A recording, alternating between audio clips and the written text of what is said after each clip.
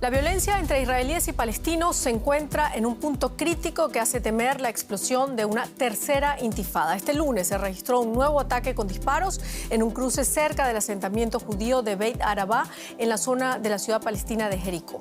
Con esto comenzamos. Los saluda Silvia Cabrera desde Berlín. Titulares. Un israelí murió por disparos en un nuevo tiroteo cerca de una colonia judía en Cisjordania ocupada. Mientras, sigue la violencia en la región tras un ataque que el domingo se saldó con 2 colonos israelíes muertos y un palestino muerto. En Reino Unido y la Unión Europea cerraron un acuerdo sobre la frontera de Irlanda del Norte. El pacto reducirá los controles aduaneros dentro del Reino Unido, facilitando los intercambios comerciales entre la República de Irlanda e Irlanda del Norte. Y en Italia continúa la búsqueda de supervivientes en la costa cerca de Crotone, en Calabria, tras el naufragio de una embarcación con migrantes que dejó un saldo de decenas de muertos. Restos de barcos fueron hallados y diseminados en la playa.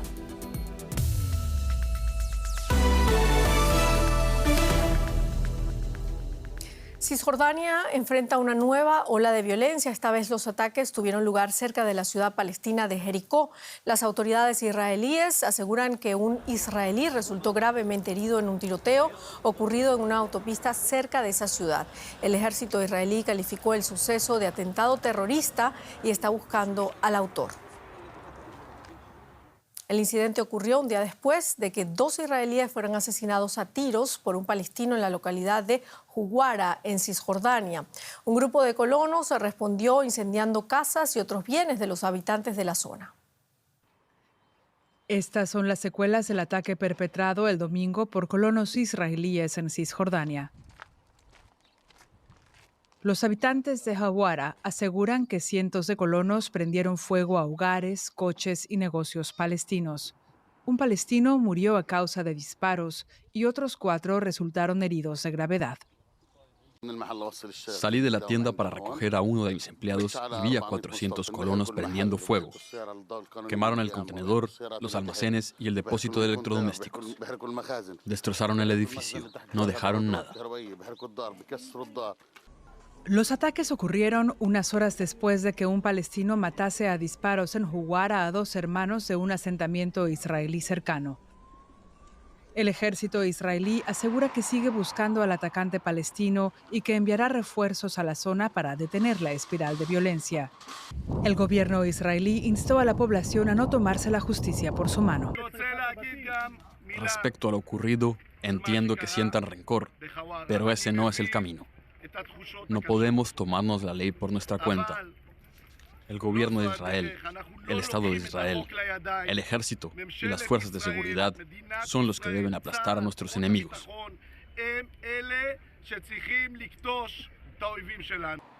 Los disturbios estallaron justo cuando las autoridades israelíes y palestinas habían acordado desescalar las tensiones en una cumbre en Jordania.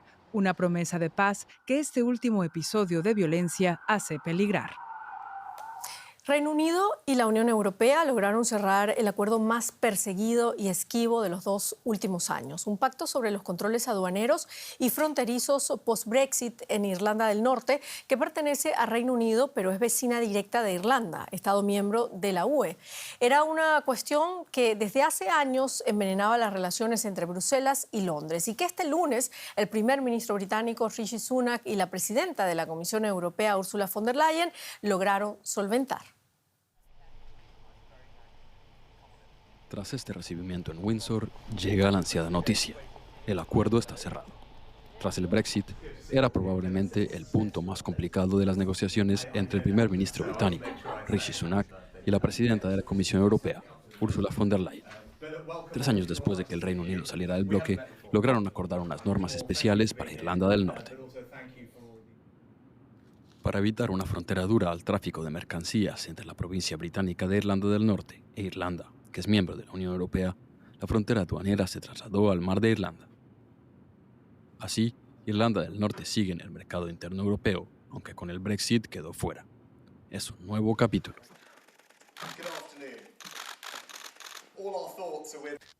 El acuerdo de hoy trata de mantener ese delicado equilibrio y de trazar un nuevo camino adelante para el pueblo de Irlanda del Norte. Estoy aquí porque creo que hemos encontrado una salida a la incertidumbre y a la presión sobre el pueblo de Irlanda del Norte. El acuerdo busca garantizar que Irlanda del Norte tenga acceso a los mismos alimentos que el resto de Gran Bretaña. También los medicamentos, incluso los nuevos, estarán disponibles en Irlanda del Norte al mismo tiempo y en las mismas condiciones que en el resto del Reino Unido. Los vecinos de Newry, en Irlanda del Norte, a 10 kilómetros de la frontera, tienen grandes esperanzas. Ya es hora de que trabajen juntos, que la gente sepa qué les espera. Es hora de sentarse a hablar de todo esto, porque la situación actual ha arruinado muchas vidas y ha creado muchos problemas a todo tipo de gente.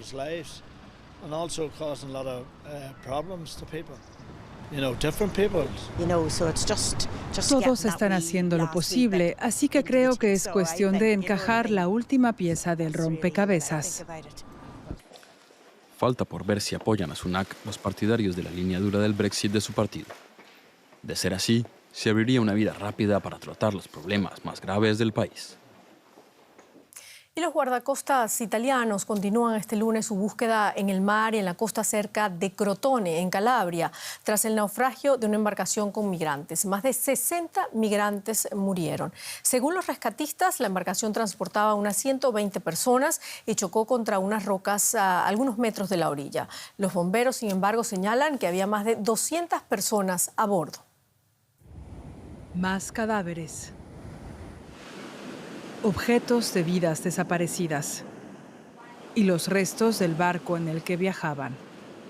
Las autoridades calculan que la embarcación llevaba hasta 200 personas a bordo cuando salió este jueves de Turquía, siguiendo una ruta cada vez más popular entre los refugiados que viajan a Europa huyendo de las guerras y la pobreza. La marea ha arrastrado decenas de cuerpos hasta la costa. Jamás podremos borrar estas imágenes de nuestra mente. Hemos visto cuerpos desnudos en el suelo, de hombres, mujeres y niños. El oleaje no dejaba de traer cadáveres de niños. Son imágenes que te conmueven profundamente.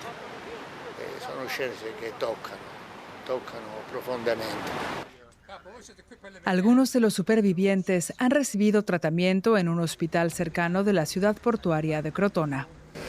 Aún tenemos 16 pacientes y hemos dado de alta a otros 3, además del presunto traficante de personas que ha sido llevado a prisión. Por suerte, todos están bien. Los cuerpos de aquellos que han tenido menos suerte son trasladados a este polideportivo local. Afuera, la gente rinde tributo y llora a los muertos. Algunos culpan al gobierno italiano de impedir que las ONGs rescaten a los migrantes en alta mar. Es un momento de duelo y oración, de recuerdo y reflexión. Pero también es momento de cuestionarnos hasta qué punto somos responsables de esta nueva tragedia, de la que todos corremos el riesgo de ser cómplices. Con todo, el gobierno italiano insiste en que no hay culpables y en que la única forma de evitar muertes es detener la llegada de migrantes. Solo podemos decir y repetir el mismo mensaje, que no inicien la travesía. Se trata principalmente de un mensaje ético. No deben salir de su país. Las autoridades continúan buscando a supervivientes, pero la elevada cifra de desaparecidos y el fuerte oleaje hacen temer lo peor. Y vamos ahora con otras noticias importantes del día. La tierra volvió a temblar en el sureste de Turquía 3 semanas después de los devastadores seísmos que dejaron 50.000 muertos a ambos lados de la frontera de este país con Siria. Al menos una persona murió y más de 100 resultaron heridas a causa de este nuevo terremoto con epicentro en la provincia de Malaya. El presidente francés Emmanuel Macron anunció que su país reducirá significativamente su presencia militar en África. Las bases de Francia pasarán a ser de gestión compartida o incluso se convertirán en escuelas de formación. Además, afirmó que promoverá una nueva relación con los países de África. Y vamos ahora directamente a la economía. Andrés Blumenkrantz, cuéntanos. ¿Qué tal, Silvia? Nos vamos directamente a Barcelona. Allí ha comenzado la mayor cita para la industria de la telefonía celular, que está atravesando tiempos revueltos a causa del freno de la demanda, la consecuente caída en las ventas de celulares, además de los costos derivados de la expansión de la red 5G en un contexto de alta inflación. Estos son algunos de los retos a los que se enfrenta actualmente el sector de las tecnologías móviles.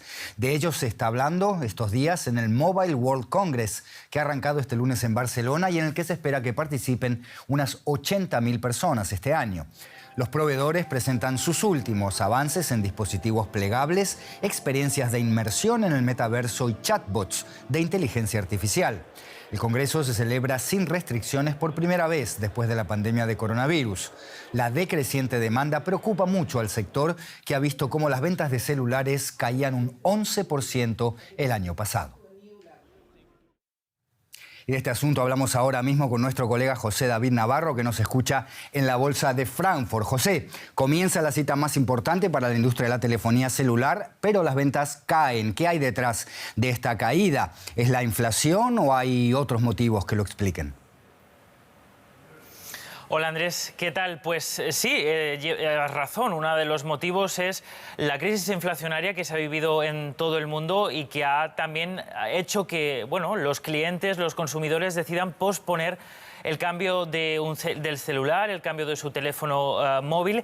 Y es, por ejemplo, y eso se ha visto claramente en China, que es uno de los mercados más importantes para la telefonía móvil y cuya caída de ventas también habría hecho que, en general, las ventas en todo el mundo hayan caído en torno a un 11%, como antes adelantabais. Pero, efectivamente, no es el único motivo. Los análisis también dicen que en mercados que ellos consideran maduros, como Estados Unidos o, por ejemplo, Europa, donde los móviles premium, es decir, las versiones más caras, son las que más inserción tienen, el cambio de celular o el cambio de móvil ya no es tan habitual, así que las ventas también se han ralentizado. Hay marcas, eso sí, que lo llevan mejor que otras. Sorprende que, por ejemplo, Apple ha perdido ventas, pero no tanto como otras marcas, a pesar de que sus precios, Andrés, son muy elevados. José, entre las marcas que están presentes en este congreso está la china Huawei, que lleva años enfrentándose a restricciones comerciales impuestas por Estados Unidos y sus aliados. Este año, Huawei, sin embargo, es el mayor expositor de esta feria. Cuéntanos por qué y qué se está diciendo al respecto en Barcelona. Sí, pues parece que la feria se está convirtiendo también no en una demostración de poder y de competencia entre las superpotencias también tecnológicas, y efectivamente la amplitud de la exposición de Huawei en esta feria, que ocupa casi un pabellón, la mitad de un pabellón entero, muchos lo leen como una forma de mandar un mensaje sobre todo a Estados Unidos. Por cierto, hace tan solo un mes aplicaba nuevas sanciones a Huawei, prácticamente ya bloqueándolo en prácticamente la totalidad de acceso a la tecnología estadounidense. Así que muchos analistas lo leen, ¿no?, como un mensaje de que, a pesar de las sanciones y de que muchos países también han seguido las restricciones comerciales de Estados Unidos, pues ellos están presentes en el mundo y están presentes en un sector tan importante como el tecnológico. José David Navarro en Frankfurt, gracias, hasta cualquier momento. La secretaria del Tesoro de Estados Unidos, Janet Yellen, se reunió este lunes con el presidente ucraniano Volodymyr Zelensky en una visita sorpresa a Kiev. Yellen dijo que su país ha transferido más de $1.000 millones de ayuda directa a Ucrania en la última transferencia. Sin embargo, aseguró que todavía hay obstáculos importantes para embargar los activos rusos congelados.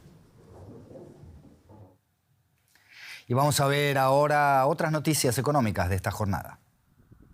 La empresa aeroespacial y de defensa francesa Thales prevé crear 12.000 puestos de trabajo. El presidente de la compañía explicó que esto se debe al dinámico crecimiento del sector por el aumento del gasto en defensa en toda Europa. Las acciones del grupo Thales han crecido un 60% desde el inicio de la guerra en Ucrania.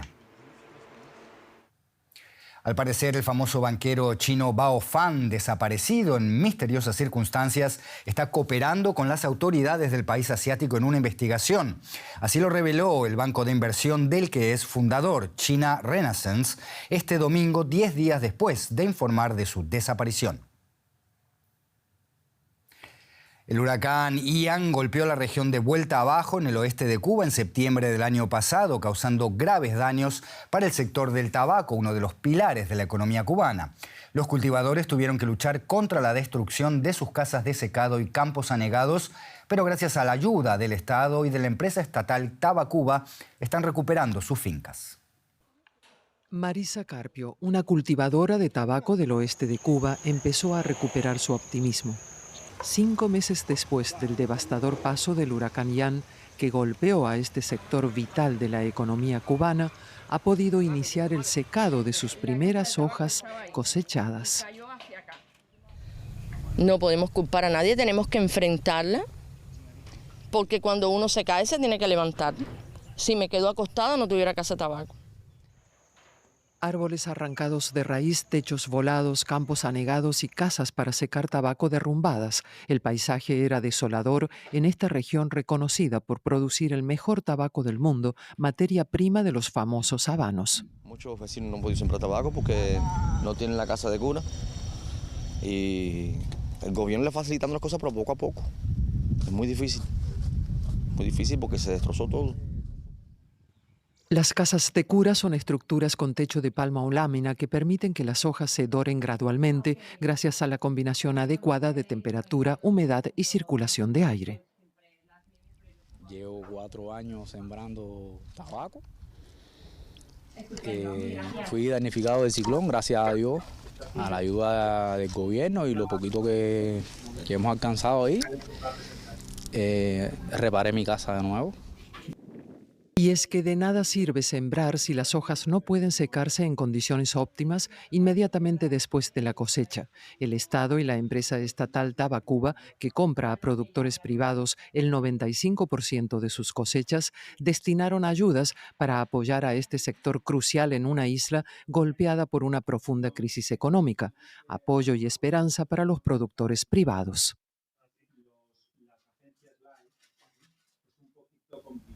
Yo sé que ahora actualmente estamos pasando por un momento difícil, pero las esperanzas son los últimos que se pierden. En 2021, Cuba exportó puros por un valor de $568 millones, según las últimas cifras publicadas por Habanos Sociedad Anónima, que comercializa todas las marcas cubanas. En un nuevo round de la tensión entre México y Perú, el presidente mexicano no se anda con vueltas. Silvia Cabrera. Así es, Andrés. Parece que es así. El presidente volvió a arremeter contra el gobierno de la presidenta Dina Boluarte en Perú tras el anuncio del retiro definitivo del embajador peruano en México. López Obrador acusó a Boluarte de ser títere del imperialismo extranjero que quiere saquear Perú. El mandatario mexicano dijo no aceptar la farsa que fue la destitución del presidente Pedro Castillo porque dijo no se respetó la voluntad del pueblo peruano, se pisoteó la democracia y se cometió una gran injusticia al destituirlo y encarcelarlo y establecer de facto un gobierno autoritario y represor. Vamos a escuchar ahora las palabras de López Obrador. Una oligarquía en el Perú nacional, pero sobre todo extranjera, está saqueando los bienes naturales del Perú, el gas, los recursos mineros, y necesitan tener un títere, un pelele, un gobernante a modo. Bueno, por cierto, aún no se pronuncia López Obrador sobre Nicaragua. Vamos a Venezuela. Se realizan simulacros contra balaceras en escuelas en uno de los barrios más violentos de Caracas, Petare, donde el crimen y el narcotráfico golpean fuerte. En el 2022, Petare registró una tasa de 80 muertes violentas por cada 100.000 habitantes, según el Observatorio Venezolano de la Violencia, referencia ante la falta de cifras oficiales. Es más del doble del ya alarmante indicador nacional de 35.3, que sextuplica a la media mundial. Los alumnos se lanzan al suelo y se protegen la cabeza con los brazos luego de escuchar una estruendosa ráfaga. Se trata de un simulacro con el que las escuelas intentan salvar las vidas de los alumnos en los barrios más pobres y violentos de Caracas. 3 alumnos golpean sin cesar una lámina de lata para emular un tiroteo. Desde los últimos grados de secundaria hasta los primeros de primaria, los alumnos reaccionan rápido. En el gigantesco complejo de favelas de Petare, el crimen y el narcotráfico es el día a día de estos chicos. ¿Por qué? Porque somos una comunidad vulnerable, donde la violencia es el pan nuestro de cada día. Entonces hay que, así conforme enseñamos a leer y a escribir, también tenemos que darle herramientas a los chicos para que puedan defenderse y aplicarlas en casa. También la Escuela Jesús Maestro toma parte en la capacitación que preparó el Comité Internacional de la Cruz Roja Internacional. Ambas son parte del movimiento Fe y Alegría, organización educativa religiosa que atiende a sectores populares en Venezuela. Los estudiantes sufren una situación dramática. 2 bandas rivales se disputan el control del barrio en donde está la escuela. Hay familias que quedan atrapadas entre las balas y tienen miedo a salir de casa. También los maestros tienen miedo. Porque esto es lo que se ve es que la ley la pone el arma. Y eso es lo que hay que luchar porque el niño no lo vea así. La Escuela Jesús Maestro tiene 722 estudiantes de preescolar y educación primaria, pero cuando hay tensión no asisten ni 200 alumnos. Petare registró una tasa de 80 muertes violentas por cada 100.000 habitantes en 2022, según el Observatorio Venezolano de Violencia, que es una referencia ante la falta de cifras oficiales. Pero para los maestros de estas escuelas, ante la violencia, lo primero es mantener la calma. Y más de 1.400 líderes sociales han sido asesinados en Colombia desde la firma del acuerdo de paz con las FARC en el 2016, según cifras de Indepaz. La violencia no cesa en regiones como el Pacífico, donde se sitúa Guapi, una localidad de 30.000 habitantes cuya juventud denuncia el histórico abandono estatal, pero no pierde el anhelo de paz. Agosto de 2022 en Guapi, una localidad situada entre ríos y afluentes en el departamento del Cauca, en el Pacífico colombiano. Sus 30.000 habitantes quieren paz, pero la violencia no ha terminado. Los líderes sociales corren peligro, como Cristian Cruescas. A partir del 2000, para mí yo creo que ha sido, digamos, como el mayor cambio brusco que he tenido, digamos, de mi historia o relato de vida. Cristian nació en una comunidad cercana llamada El Carmelo. De niño disfrutaba buscando camarones, algo hoy imposible por la disputa por el territorio y los enfrentamientos entre bandas por el control de la coca. Ahora no puedes irte al río ya, digamos, durante el día, meterte a las quebradas. Ya no puedes andar a potrillo así como estamos aquí en este momento. En algunos sectores porque puede ser desaparecido, puede ser asesinado. Aún están aquí, aún está la guerra y aún están los macabros que todavía quieren seguir exterminando para así mismo seguir chupando la sangre, digamos, de esta población. La minería ilegal, la cocaína y el impuesto revolucionario son la forma de financiarse de los grupos armados que siguen activos pese a la firma del acuerdo de paz en 2016. Ahora, mucho peor que antes, mucho peor. Porque es que acá no se ha visto la paz. Acá no se ha visto la paz. La promesa de paz total del nuevo gobierno genera esperanzas aquí, sobre todo porque junto a Petro llegó al Ejecutivo la vicepresidenta Francia Márquez, una mujer afrodescendiente que busca resolver el racismo estructural del país. Es de nuestra raza, podemos decir así. No, pues la esperanza es de que ella, como viene, ella mismo lo dice, vengo desde abajo. Ella ya ha vivido en carne propia la situación de ser marginado, de ser olvidado, de no ser ayudado. Entonces esperamos que con ella tengamos un poquito de alivio. Pero el histórico olvido del Estado se traduce en la falta de perspectivas, explica la antropóloga del Consejo Comunitario Coco Cauca en Guapi.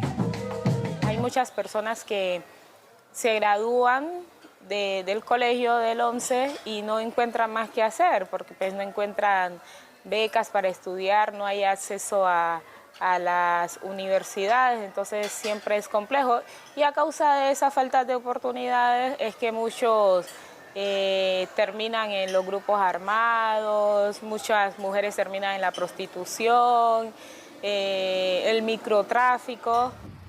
Actualmente las escuelas de Guapi viven una situación precaria y no hay suficientes plazas para todos los alumnos. Únicamente el 5% de los chicos que acaban el bachillerato consiguen llegar a estudiar en una facultad. No hay ayuda económica. Por eso algunos se vinieron y les tocó dejar la familia y retornar a buscar el pan coger o la comida, pues, porque aquí no hay empleo. El Pacífico colombiano sigue sufriendo las consecuencias de la guerra que durante años han minado la vida de sus habitantes, pero los habitantes de Guapi, sobre todo los jóvenes, anhelan oportunidades para estudiar y trabajar y construir al mismo tiempo una Colombia en paz.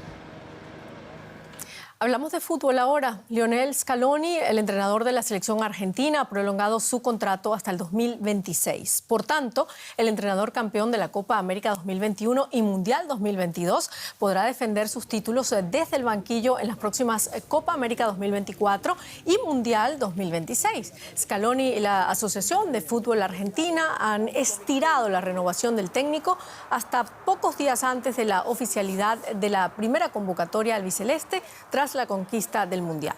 En marzo, Argentina se medirá a Panamá y Surinam en ambos partidos amistosos. Y aquí en Alemania, el exentrenador de la selección y jugador de la selección alemana, Jürgen Klinsmann, fue designado director técnico de la selección de Corea del Sur.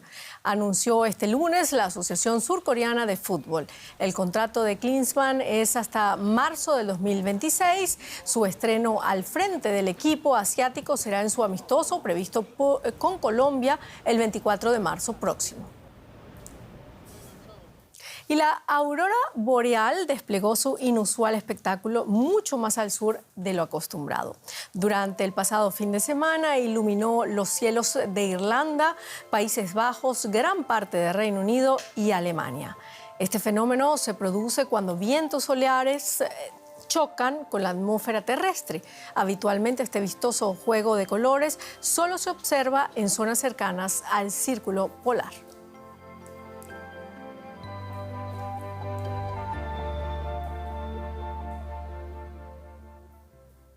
Y con estas hermosas imágenes despedimos nuestro informativo. Gracias por habernos acompañado. Hasta luego.